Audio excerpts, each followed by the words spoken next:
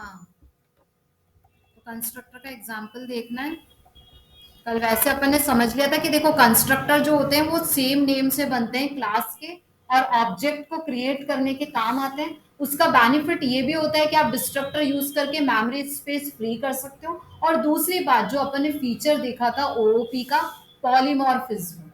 तो पॉलीमॉर्फिज्म अपना कैसे अप्लाई हो रहा था, जब मैंने शुरू में एक्सप्लेन किया था कि फंक्शन ओवरलोडिंग से, कि फंक्शन के सेम नाम है और लेकिन कंपाइलर पे डिपेंड कर रहा है कि वो कौन सा फंक्शन कॉल करेगा अकॉर्डिंग टू द जो आपके पैरामीटर्स वहां पर कॉल हो रहे हैं। ये चीज अपन ने देखी थी। तो यहाँ पर अपन अब क्या करेंगे, कंस्ट्रक्टर को यूज करके फंक्शन ओवरलोडिंग भी लगाएंगे और पॉलीमॉर्फिज्म भी देखेंगे कि पॉलीमॉर्फिज्म जो है अपना ओओपी का फीचर वो कैसे यूज किया जा सकता है। ठीक है, तो सबसे पहले अपन क्या कर लेते हैं, क्लास बना लेते हैं। इसको हटा देते हैं, मेन फंक्शन बाद में यूज आएगा। जैसे फॉर एग्जाम्पल अपन अभी करते हैं कि अपन को सर्किल और रेक्टेंगल का चलो एरिया निकालना है ना। तो क्लास मैंने एरिया नाम से बना ली। ठीक है, अब इसमें अगर अपन प्राइवेट में देखें तो अपन सारे उसके प्राइवेट में डिक्लेयर कर देते हैं। जैसे अपन ने कहा फ्लोट पी, यानी पाई के लिए मैंने पी ले लिया है ना। और पाई की अपन की वैल्यू हो गई 3.14 है ना। ऐसे ही अपन इसका वो ले लेते हैं रेडियस, जिसको भी अगर आपको फ्लोट में लेना है तो अपन फ्लोट में ले सकते हैं। इस पानी यहाँ पर अपनी गलत हो गई है।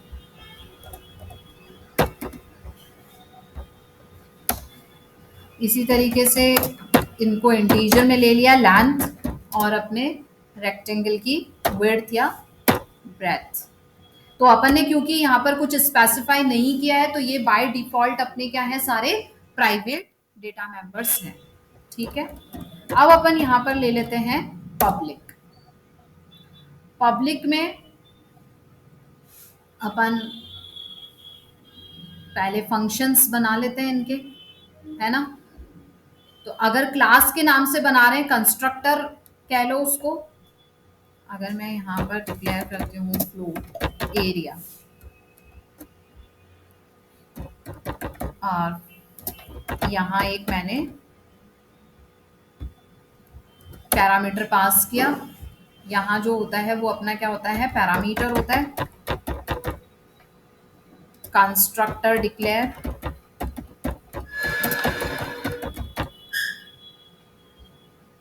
With the name area.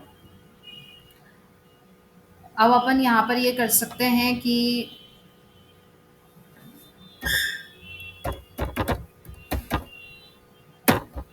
r equals to radius और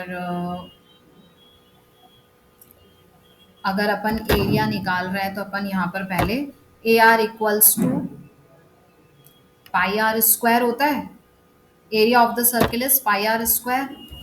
तो दिस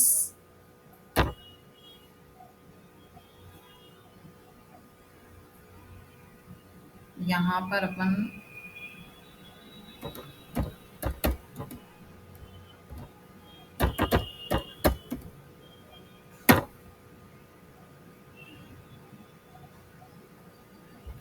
तो इससे पहले अपन अगर यहाँ पर यूज कर रहे हैं तो फिर अपन को यहाँ पर देना पड़ेगा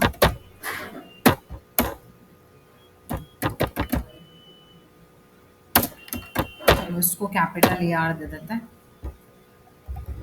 कि अब अपन क्या कर रहे हैं, यहाँ पर एक और बना रहे हैं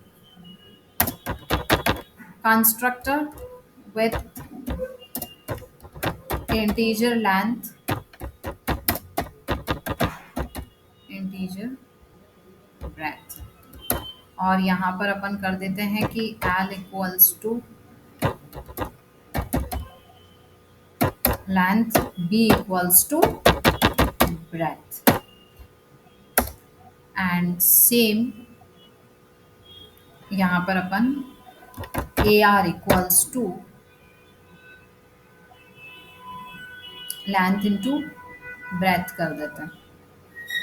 चाहे आप वैसे लिखो चाहे आप वैसे लिखो, दोनों ही तरीके से वर्क करना चाहिए।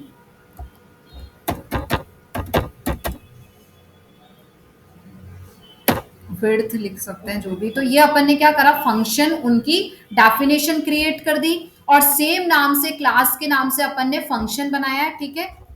तो यहाँ पर क्या हो रहा है, कंस्ट्रक्टर एक तरीके से ये डिक्लेयर हो गया बिकॉज क्लास के नाम से है, और दो फंक्शन आपने अलग अलग बनाए हैं जहां पर आप इनका रिटर्न टाइप देख सकते हो कि सेम है दोनों का।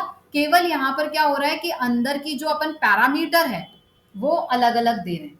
तो अब क्या होगा, कंपाइलर का काम हो जाएगा कि जब आपके ये फंक्शंस कॉल होंगे तो according to the parameter passed वो डिसाइड करेगा कि मुझे ये आउटपुट देना है या फिर मुझे यहां पर ये वाला आउटपुट देना है, ठीक है ना।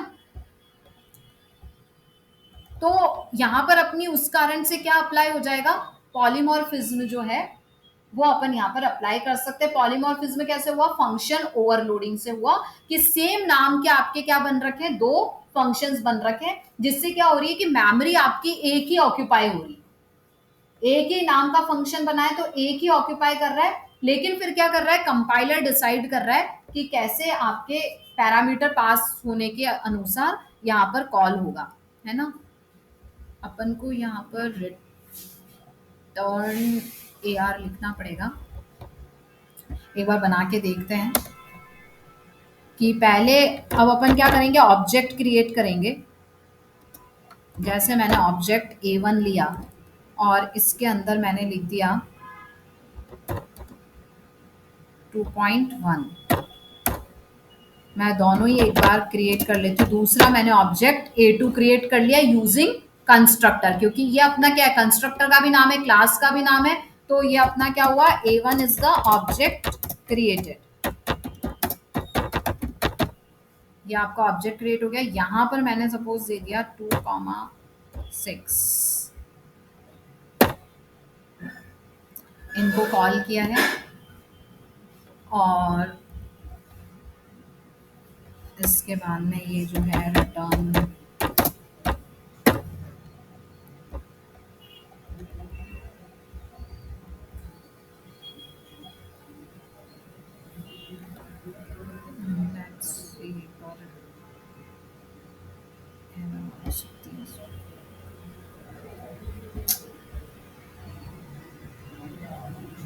हम्म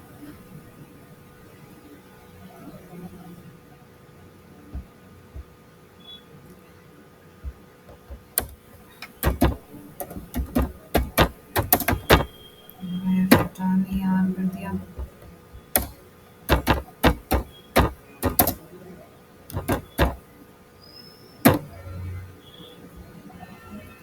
अगर अपन नहीं भी लिखते हैं तो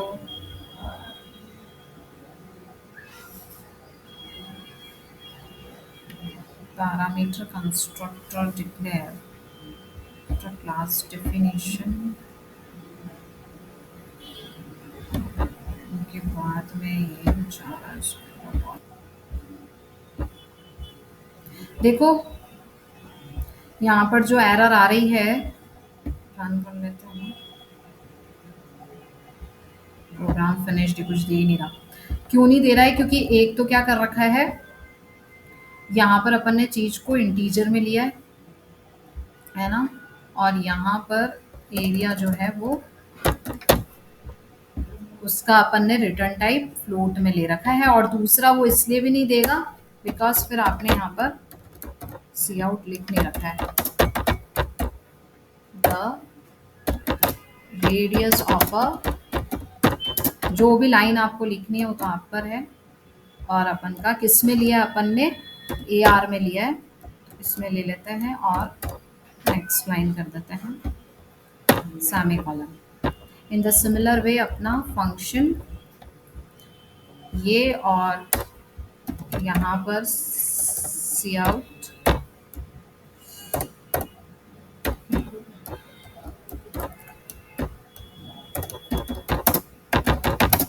एरिया ऑफ अ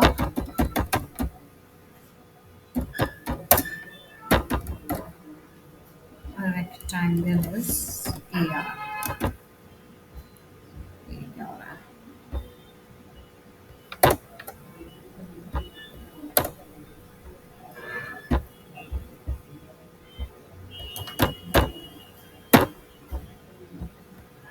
बाकी सेमीकोलन अपना है। अब दोनों सेम नाम से फंक्शन है। अब जिस भी प्रकार का अपन ने पैरामीटर पास किया है उस अकॉर्डिंग क्या करेगा, वो उसको कॉल करके रिजल्ट दे देगा। तो फंक्शन ओवरलोडिंग भी हो रही है, कंस्ट्रक्टर के थ्रू अपन ने अपने ऑब्जेक्ट्स भी डिक्लेयर करें। अगर इसके बाद में अपन डिस्ट्रक्टर भी डिक्लेयर करना चाहे तो यहाँ पर अपन डिस्ट्रक्टर भी डिक्लेयर कर सकते हैं। कैसे? यूजिंग टिल्ड और फिर आपके फंक्शन का नाम। तो ये क्या हो जाएगा, आपका डिस्ट्रक्ट हो जाएगा, टिल्ड ऑपरेशन और टिल्ड का बटन। और ये है ना, इसको एक बार रन करते हैं।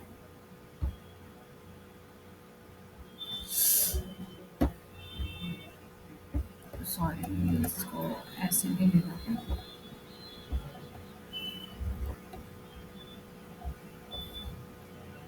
या फिर इसकी, चलो इसको डिस्ट्रक्टर को एक बार बाद में लगाएंगे। एक बार पहले ये देख लेते हैं कि कंस्ट्रक्टर अपना आ रहा है या नहीं आ रहा। फिर इसकी ये भी आना चाहिए, हाँ। अब देखो ये चीज अपनी, क्योंकि अपन ने स्टैटिक वैल्यू दी है, अगर आप स्टैटिक नहीं दोगे पैरामीटर और पूछोगे तो फिर उस अकॉर्डिंग भी दे देगा। और यहाँ पर अपने पास में दोनों कॉल करके यहाँ रिजल्ट आ गया कि सर्किल का रेडियस ये है और रेक्टेंगल का रिजल्ट ये है। क्या दिए है उसमें वैल्यू? 6 और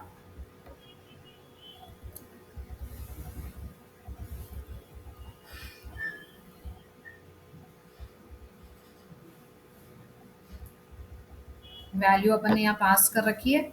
6 और 2 अपन ने वैल्यू पास करी, इसलिए 12 आया। और यहाँ पर अपन ने 2.1 दिया है, तो वो अपन कैलकुलेट कर सकते हैं कि 3.14 इंटू 2.1 इंटू 2.1। ठीक है। इसके बाद में